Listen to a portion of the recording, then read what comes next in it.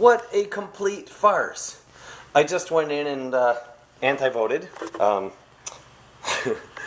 Well, tried to anyway. The fact of the matter is, there wasn't any way to represent on the ballot anything that I had to say about any of the candidates. There were some, yes or no votes, referendums, things like that, that I was able to vote on. Not a lot of information, but, a 143-page book, I think, or something like that on all these different things, which is a lot to read in, one sitting while you're there trying to figure out what to vote for and what to vote against.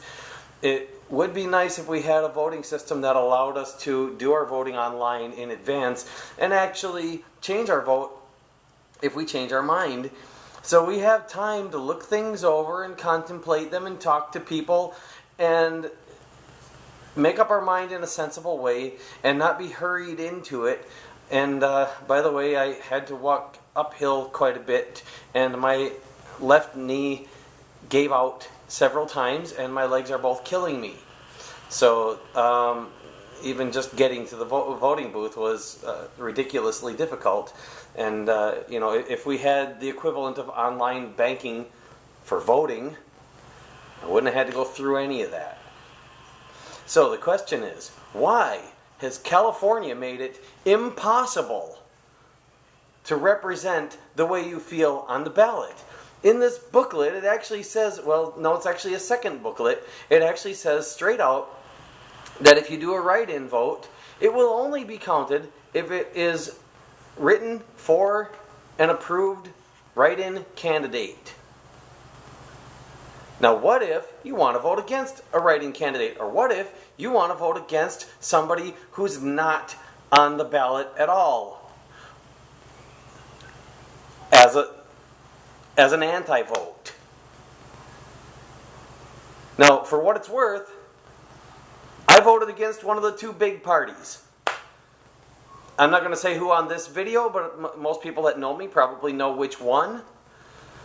I'm not for the other. I think we should have more choices.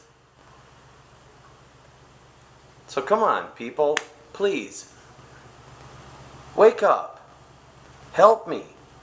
Help us. Stand up for yourself and stand up for each other. This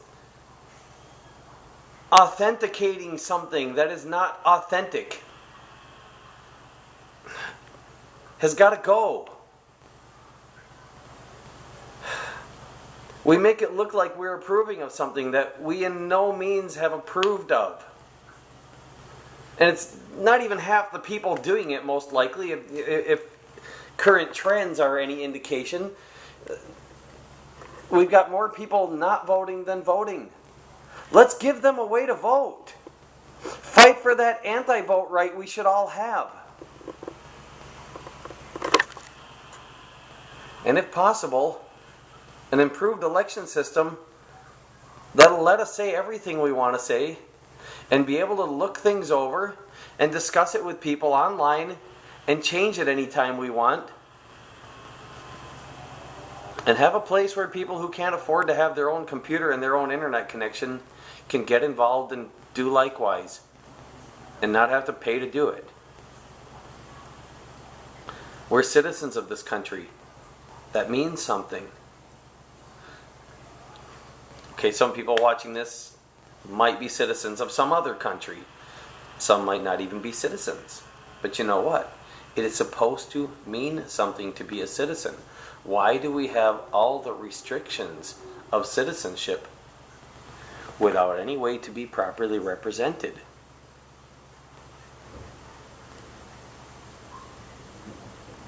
Taxation without representation was why the United States broke off from England.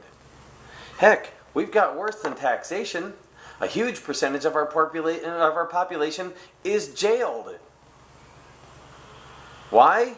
Because the system could jail them.